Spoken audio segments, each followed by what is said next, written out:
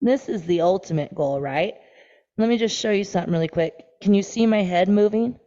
See, I can move my head because I'm holding it with my glutes, that bridge, my belly, my ribs, and then watch, hip hinge, hip hinge, hip hinge.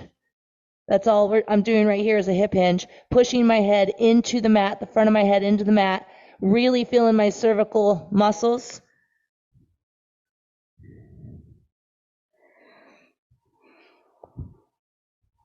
That's the ultimate goal.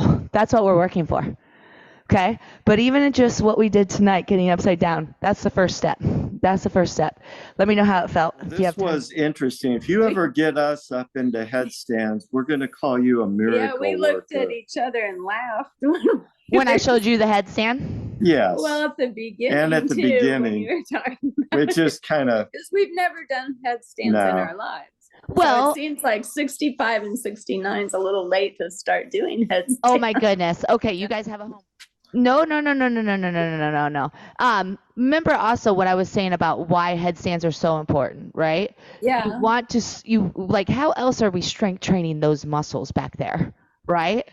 It's like a headstand, even in zone 1, just by what we did today, is like a bicep curl for the cervical muscles, right? And if these muscles getting weaker, that's how the head gets pulled forward, right? Well, I do know that's happening. Would you show me where it is? Yeah. What part of the head when we're down? What part should be in our hands?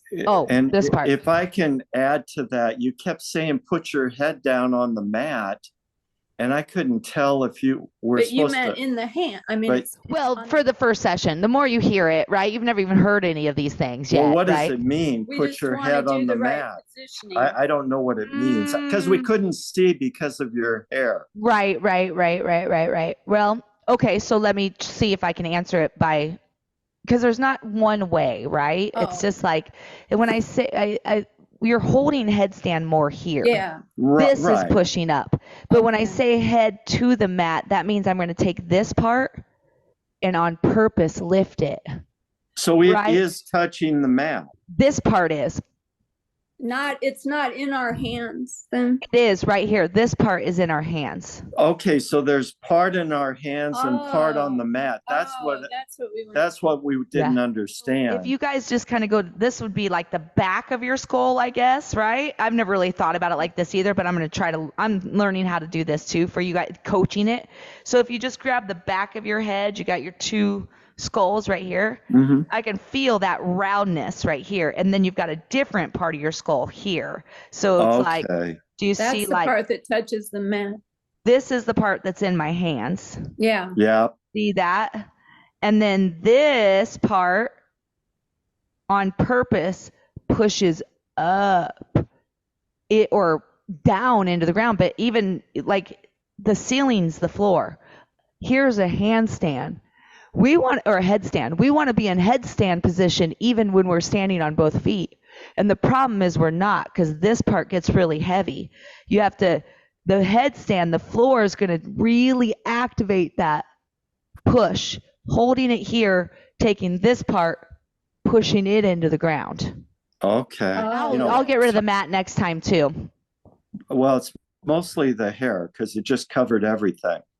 But that makes sense. But I will say this, when you had us go up and then just let everything go, my head did not go down.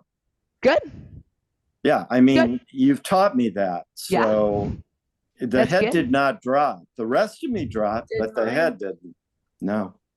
Because I am trying to be conscious of that. I know mine is getting that tendency. And I even... in our bathroom mirror, there's side mirrors so you can see the back of your neck. And when I've looked at it, I remember the first time I saw it looked like I had a crease at the back of my neck. And I thought, oh, no, it's just there. But I noticed if I lengthen, that disappears. It doesn't show up. It's not a new crease. It's that if my head is too far forward, it does. You're hyperextending. If I'm not lengthened, it does that. So you're So many- hyperextending here is what it's called, right? Hyperextension in the top cervical spine. And then this part is getting stretched out. So have you guys heard of tech neck? That little bump right here Yeah. that people are getting? Yeah. A Yeah. lot of that is because of weakened cervical muscles. And what you're talking about, Judy, this is a hyperextension because these have weakened, so you're kind of being pulled forward, but you're still lifting your head, Yeah. Uh-huh. right? Yeah, I noticed, but it's And the that's way you, yeah, that's where that line you're talking about is coming from because you're being pulled forward, but you're lifting your head, so you get that. well, and I noticed that a long time ago before we were working out with you. But what was interesting is then when I'm looking at myself and I see, oh, I'm not lengthening and standing straight. And then I noticed it disappeared when I do that. Yes. So it's kind of like, so here, this is what I think a lot of people are like, right? They're losing all this energy and all this is getting stiff and humpy, right? It's getting that hump. So basically it starts here, Mm-hmm. but it doesn't end here. You've got to add this. So we've been working a lot of this. We've worked a lot of this, but look where my head stays unless I push up into that headstand head. Do you Okay. guys see that? Yeah. So that's why, like, it's when you said head to mat, it's not really head to mat because I'm not putting any weight in my head other than the weight I'm doing on purpose by pushing into the floor. I'm not allowing the floor to push into me. It's a Right. very fine line. But your Okay. weight isn't on your head. It is when it's not on my head, but I apply pressure so I get action here, right? Because look, those muscles, they can't engage with my head in that forward tilt, even if I come into a good posture. If I don't activate these muscles by pushing up here, see how now those muscles are activated? Here, they're not. Even if you have good posture, if you don't have this, we're still missing a link in the posture because the cervical spine the cervical spine and the lumbar spine are sister spines. What happens in the lower back happens in the neck. What happens in the neck happens in the lower back, right? So if we lose our cervical spine, we're losing our lumbar spine. If we lose our lumbar spine, we're losing our cervical spine. They really do work together. So watch what happens here when I get this. You can see that I just got an inward curve there. They're supposed to both be an inward curve, but our daily life brings us out of that inward curve, gives us an outward curve, and a hyperextension. And what I'm doing is giving our inward curves back to our body. Can you see that? Mm-hmm. Yeah. Yeah. Yeah. So that's why you guys should be doing headstands at 65 and 69. All And right. how do you spell